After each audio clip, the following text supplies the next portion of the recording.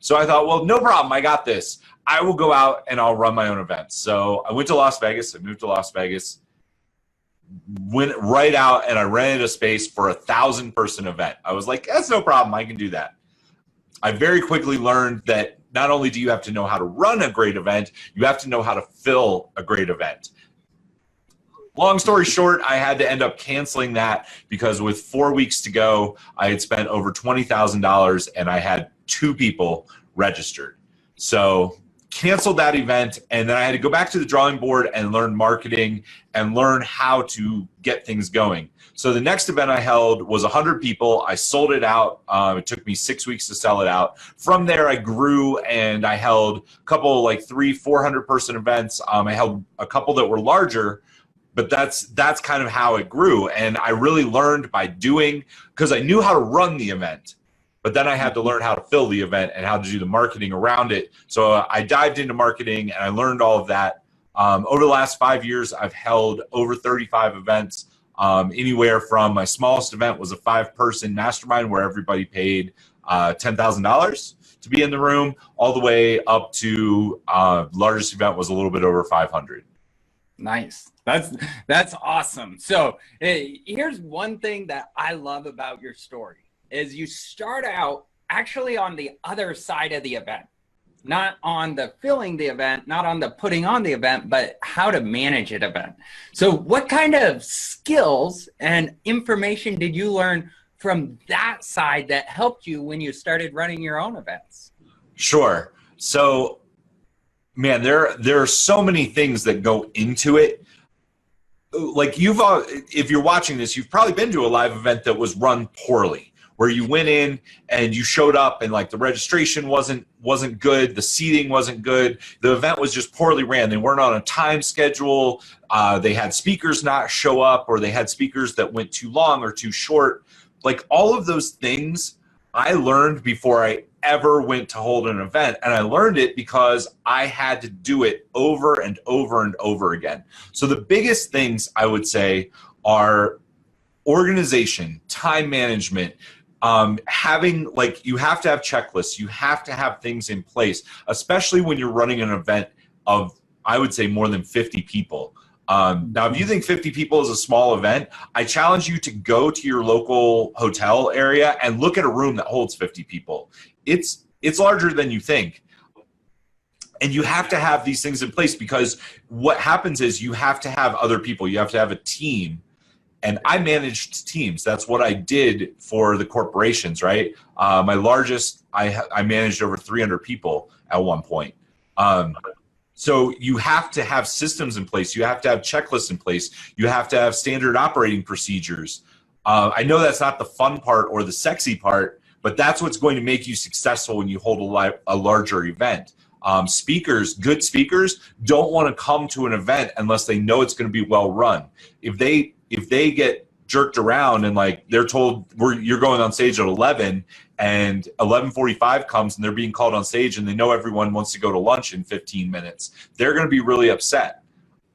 So knowing how to manage and run and do all the behind the scenes stuff and get your speakers set up, like this is stuff that like people don't think about, but you have to have your website up, right? So in order to have your website, you've got to have headshots, you've got to have speaker bios, you've got to have their contact links, you've got to have all that stuff up and ready to go. And people don't even think about that. And you would think, well, that's no problem, I'll just ask them for it. It doesn't work like that, because you ask them for it, they're probably going to ignore your emails, they're going to ignore your phone calls, they've got other things going on. They're going to send you a pre-written bio that's going to have all kinds of grammatical errors. It's not going to be formatted to your event. Like all of those things add up really, really quickly to make you pull your hair out. That's perfect. And that's one of the things that I want all our participants, all our attendees to realize is, yes, events scale, but the problems that come as you scale an event astronomically scale. Right. 100%.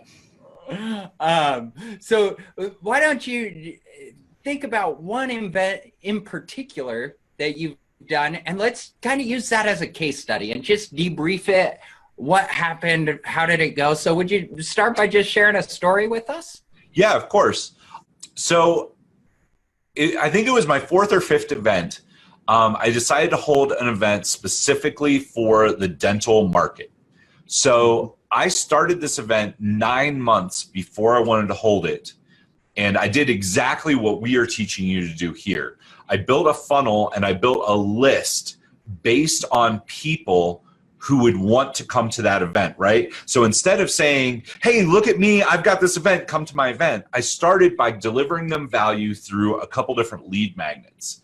The lead magnets that I did were not just the traditional PDF lead magnets, but I did a few educational only webinars to dentist office. So it was the dentist themselves, the dentist office manager, and I got them in a webinar and I provided value. And then at the end of it, I said, hey, this was a 90-minute webinar. I hope you got a ton out of it. If you're interested, we're holding a live event. That funnel right there was able to build my list. So here's the thing.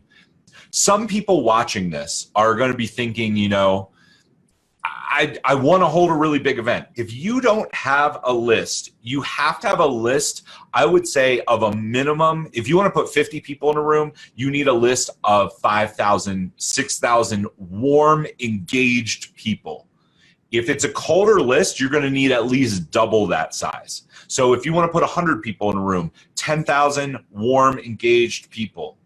That's like that's your baseline. And you don't have to hold a large event to be profitable. I know we've said that in other areas of this virtual event, so I won't go too deep on that. But if you want to hold a 50-person event, you need to figure out how to put together a list of 5,000 warm, engaged people. So I did that for this dental event. I didn't start with a list. I started 8 or 9 months out, and I started doing these webinars. And I did them, and I ran some ads to them. I also partnered with different people in the spaces to build that list. I put together a few PDF downloads. I went and sponsored 2 other events.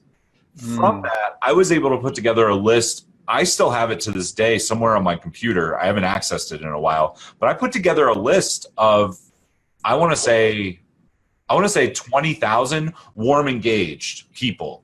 And from that, I was able to sell out an event of 150, 175 people to come into it, right? So that's the event. Like, I feel like that is a really good size, and I feel like that's achievable for anybody. If you have a list already and you have a list of 20,000 people, you are sitting on a gold mine.